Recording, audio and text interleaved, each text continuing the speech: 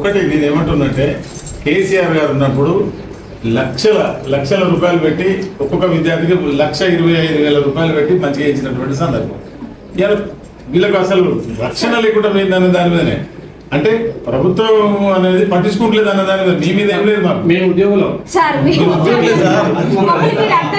మీరు ఉద్యోగులు కానీ మిమ్మల్ని బయట చేయలేదు,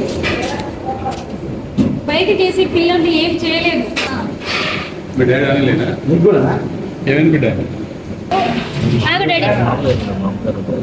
చూడండి ఏముందో మీరే చూడండి.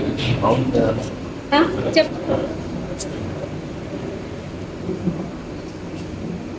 ఏమంటున్నా మేడం, ఇంటెన్షనల్ గా మేమేదో మిమ్మల్ని బాధ పెట్టాలన్న పిల్లలకి అవస్థ జరిగిందంటేనే వాళ్ళ తల్లిదండ్రులు విషయం ఏంటంటే బడుగు చిన్నగా ఇట్లా వచ్చింది అని అన్నాం కానీ వెంటనే మేము హాస్పిటల్ తీసుకెళ్ళిన మాట నిజం కానీ వాడికి ఏం అవ్వలేదు.